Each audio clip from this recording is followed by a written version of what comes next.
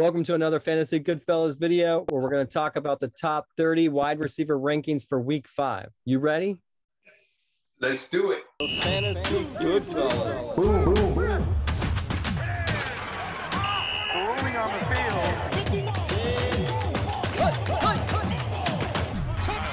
Fantasy Goodfellas. All right, before we get started on this week's rankings, can you tell us how we did on last week's rankings? If you take out Julio Jones and Chase Claypool, who didn't play, we hit on 14 of the remaining 28 receivers, which is not good.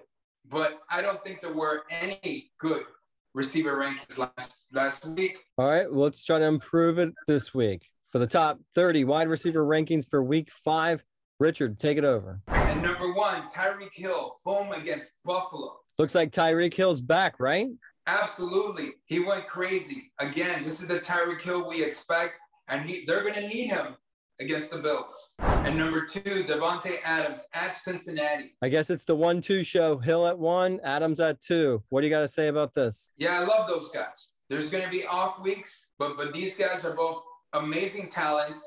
And I think against Cincinnati, Rodgers will have his way in what could potentially be a shootout. And number 3, Cooper Kupp at Seattle. Cooper Kupp didn't get in the end zone. I guess you expect him to get into the end zone this week? Cooper Kupp had a bad week for fantasy owners, but he'll rebound this week. Seattle defense is not good. And number 4, Stephon Diggs at Kansas City. Is Stephon Diggs warming up? Is he starting to be Stephon Diggs of 2020? He can be. Here's the thing. Josh Allen spreads the ball around, and Stephon Diggs hasn't really scored the touchdowns yet, but they're coming. And the Kansas City defense is really bad. And number 5, Justin Jefferson, home against Detroit. Minnesota had a subpar game, but Justin Jefferson did good. I guess he can do that again, regardless of what happens to the whole offense. Look, Justin Jefferson is a playmaker, no matter what. And this is a great matchup this week. And number 6, Terry McLaurin, home against New Orleans.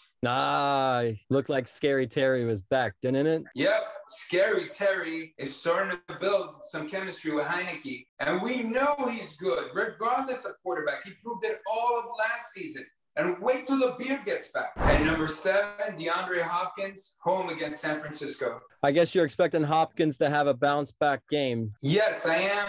Look, Kyler Murray has been spreading the ball around, but DeAndre Hopkins is too good of a receiver, too good of a weapon. He'll get more touches this week. And number 8, DK Metcalf against the Rams. Does fantasy owners have to worry about Metcalf's injury? We will see. We need to follow that closely, but they're going to need him this week against the Rams. The Rams are going to need to put up a lot of points, and Metcalf is going to have to score some touchdowns. And number 9, DJ Moore, home against Philadelphia. What can we say about this guy? He's kind of living up to expectations, right? Yeah, DJ Moore's looked phenomenal. I've wanted to rank him higher, but I still don't believe in Sam Darnold. I think the wheels are going to come off of Sam Darnold at some point this season, but DJ Moore will be good regardless. And number 10, Deebo Samuel at Arizona. Can Deebo Samuel keep up his production? I think so. And I think Trey Lance is going to boost his numbers. So I think it's going to be the Samuel and Kittle show, with Samuel being number 1. And number 11, Chris Godwin, home against the Dolphins. Godwin nearly disappeared last week. I guess you're expecting him to bounce back this week. Yeah, 3 catches for 55 yards is not amazing. But Godwin, like I say, I still think he's Tampa Bay's number 1. They still have Brady. Brady's not going to have 2 consecutive subpar games. And number 12, A.J. Brown at Jackson. When we were doing the quarterback rankings, you were a little concerned about the availability of A.J. Brown. I guess you see him going? I think he's more likely to go than Julio Jones. I'm not even going to touch Julio Jones. But if A.J. Brown plays, it's a great matchup. I have to put him high. And number 13, Adam Thielen, home against Detroit. Adam Thielen's good, but I guess that Detroit matchup is what makes him great. Yeah, that's what makes him good this week. He disappeared last week, and that's going to happen here and there. He's not Justin Jefferson. At 14, JAMARR Chase, home against the Packers. What a shame. He broke his touchdown streak. Can he get back on track? I think so. JAMARR Chase has looked great. He obviously has that chemistry with Joe Burrow. Burrow's also looked good. I think JAMARR Chase is going to be a player. At 15, Amari Cooper, home against the Giants. Oh, so this is the first time I see Amari Cooper higher than CeeDee Lamb. What's going on? Yeah, I think it's evident. Amari Cooper's Dak Prescott's guy. The only problem is he might be hurt. We'll see, but he's always playing hurt. That's Amari Cooper's way. Until CeeDee Lamb outdoes him on any given week, Amari Cooper is going to be ranked ahead of him. And number 16, Calvin Ridley, home against the Jets. Is Matt Ryan just wasting Ridley's talent? Yeah, we're still trying to figure it out, right? Is Calvin Ridley the problem? Is Matt Ryan the problem? I don't know, but something is not right here. And number 17, Mike Williams, home against the Browns. A lot of people in the comment section were bashing us against our rankings, and Mike Williams disappeared. But what do you think he does this week? Yeah, you know what it is? It's the curse of the comment section. A couple of weeks ago, everybody was on us about not having Cortland Sutton in our top 30. Guess what? He wasn't in the top 30. This week, everybody was hitting us up about Mike Williams. How dare we put Mike Williams at 14? He didn't even make the top 30 again. You jinxed him. So stop it, you guys. But Mike Williams will rebound. At 18, Marquise Brown against Indianapolis. Fantasy owners must have been loving Brown's performance last week. Look, Marquise Brown has been too good this season, consistently good. Lamar Jackson keeps finding him for long passes. So I doubt that the trend will continue, but as long as it does, we have to include it. 19, Tyler Lockett, home against the Rams. Anything we should be worried about Lockett's hip injury? Yeah.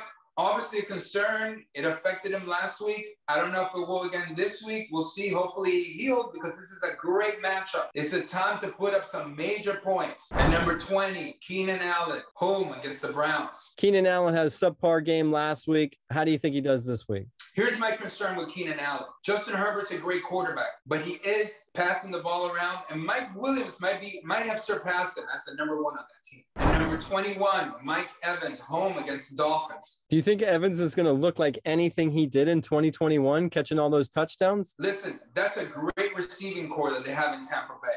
And Brady will be slinging it all year. And yes, I think Evans will have a lot of touchdowns this season. And number 22, Robert Woods at Seattle. Do you think there's too many good targets on that team for Woods to be consistently ranked high? It could be a problem. And obviously, we know Stafford loves Cooper Kupp. I'm not sure what's going on with Robert Woods, but this week, there's a great matchup. And if he doesn't cut it, he might be out of here. Number 23, Deontay Johnson, home against Denver. I'm surprised you're putting any Pittsburgh receiver in this ranking with the play of Ben Roethlisberger. What's going on up there? Yeah, Big Ben is broken, but Deontay Johnson seems to produce every week. Every week that he's on the field, he's producing. I have to include him. And number 24, Corey Davis at Atlanta. If you're not a big Jets fan, some people might not even know who Corey Davis is. Who is he? Look, year to date, Corey Davis has had a good season. I've doubted him because he's with the Jets, because Zach Wilson is his quarterback. But this week he has a good matchup. But don't expect him to be in my top 30 all year. And number 25, CeeDee Lamb, home against the Giants. I guess you're not high on CeeDee Lamb anymore. I am, but right now it looks like Dak Prescott has more chemistry with Amari Cooper and Dalton Schultz, and Ezekiel Elliott's getting a lot of touches. Doesn't leave much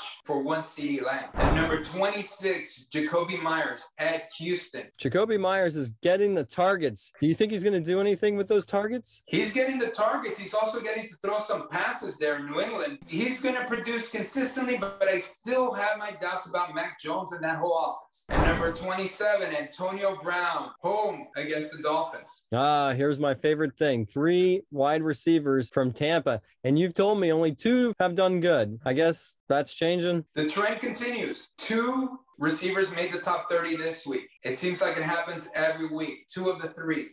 There's still, like, who do you not include? There's still 3 great receivers with a great quarterback. Who don't you include? Godwin, Evans, or Brown? I like them all. At 28, Kenny Golladay at Dallas. Looks like Galladay's finally healthy. Do you think there's some chemistry between him and Jones? Yeah, we're starting to see it. He had a big game this week. Jones is starting to look better. This is a good matchup. I think it's going to be a big week for Golladay. And number 29, Emmanuel Sanders at Kansas City. Well, you messed me up. You said Beasley was going to be better than Sanders. I took you on your word. You messed me up. How does he do this week? Sorry about that. But this week, I think because of the matchup, Emmanuel Sanders is a good choice. Josh Allen's going to have to pass a lot. Sanders is going to catch some passes, but he's normally not going to be in my top 30. And number 30, Brandon Cooks, home against New England. Well, we were saying Cooks was playing good despite the quarterback situation. That didn't happen last week. I guess you think that's going to change? Cooks has been consistent for 3 of the 4 weeks. He's proven that he's good regardless of quarterback. So we're going to give him the benefit of the doubt. He's barely hanging on, only because Houston is so bad and Mills is so bad. Well, thanks for coming on here and sharing your top 30 wide receiver rankings for week 5. Remember to like, subscribe, ask us questions in the comment section. We'll be here all year, and this is our thing. This is what we do. Fantasy Goodfellas. Rolling on the field.